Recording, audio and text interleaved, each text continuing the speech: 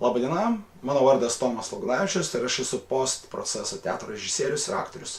Šiandien noriu pristatyti naujas teatro stilių, tai yra spaudos konferencijos spektaklio stilius. Kuo jisai skiriasi nuo tradicinio teatro? Tai pirmiausia, kad spektaklis sudeda iš dviejų dalių. Tai pirma yra dramaturginė, antroji dalis yra spaudos konferencija. Dramaturginė dalis vyksta už uždarų durų. Kaip pavyzdys, 18 val. Afišoje rašom, kad prasideda spektaklis, žiūrovai susirenka, ten daleiskim 17:45 ir jie girdi, kad jau yra prasidėjus dramaturginė dalis. Jie turėtų tai girdėti. Tai gali būti jau kaip reikiant, gerai girdimas spektaklio vyksmas, gali būti kažkokie tik tai atgarsiai, garsai kažkokie nepilnai suvokiami. Svarbiausia dalis prasideda, kada baigėsi dramaturginė dalis, atsidaro duris ir tada prasideda spaudos konferencija. Į spaudos konferencijos metu yra užduodami klausimai. Klausimai yra surinkami iš anksto. Daleiskim, tai gali būti Facebooko pagalba, tai gali būti paruošta teatro kritikų ar dar kažką nuo to. Ir tada spektaklį ir spaudos konferenciją veda arba teatro kritikas, arba aktorius vaidinantis teatro kritiką. Jisai turi klausimus ir tos klausimus užduoda, daleiskim, režisieriui arba aktoriams, kurie vaidino šitam spektaklį.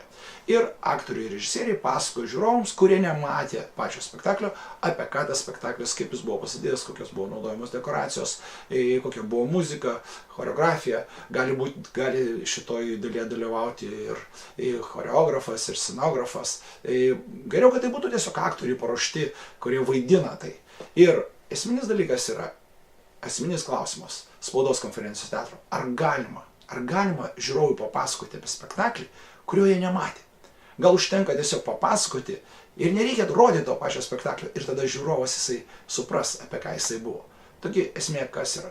Galima kūrinį pajausti kažkaip emocionaliai ir galima jį suvokti protu. Taip galima jį tiesiog sužinoti, apie ką jisai buvo, kaip jis buvo padarytas ir gauti iš to suvokimą, kam buvo skirtas šitas kūrinys, kokią jis turėjo intenciją, kokios buvo pateiktos vienos arba kitos vertybės. Spaudos konferencija vyksta kaip, tiesiog yra vaidinama kaip spaudos konferencija, kurie turėtų vykti iš tikrųjų. Žiūrovai yra taip pat apšviesti kaip ir aktoriai ir jie dalyvauja tame procese. Pradžioj klausimus užduoda aktorius, kuris vaidina teatro kritiką, toliau antrosios dalies gali klausimus užduoti ir žiūrovai. Būtų labai gerai, jeigu kai kurie aktoriai būtų kartu su žiūrovais ir jie, pavyzdžiui, galėtų vaidinti įvairius specialistus, sociologus, psichologus ar dar kažką. Ir jie galėtų iš tų pozicijų užduoti tam tikrus klausimus. Bet žinoma, visą tai turi būti surepetuota, tai turi būti paruošta, klausimai, aktoriai turi žinoti tekstą ir žinoma, turi būti visi kiti teatro elementai. Ir dekoracijos, ir muzika, ir nežinau, kažkokie sceninio judesio elementai. Visą tai turėtų būti pragalvota, tai neturėtų būti tiesiog improvizacija. Tai yra spektaklis, kuriame viskas yra surežisuota, bet tai yra ne dramaturginis spektaklis, tai nėra dramaturginio kūrinio kažkoksai iliustravimas ar ten, pavyzdžiui, sukūrimas kažkokio kūrinio, bet tai yra kalbėjimas apie dramaturginį kūrinį, apie spektaklį, apie tai, kas buvo jame parodyta. Labai svarbus aspektas. Pirmoji dalis jinai turi vykti realiai.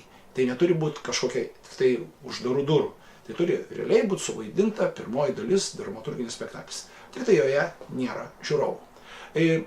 Jeigu kažkam yra įdomu, pabandykit pastatyti tokį spektaklį. Aš jau tokį esu pastatęs, kuris vadinasi Kas tas menas. Ir tikrai buvo pačiam įdomu ir aš žinau, kad buvo tikrai įdomu žiūrovams. Pabandykit ir jūs.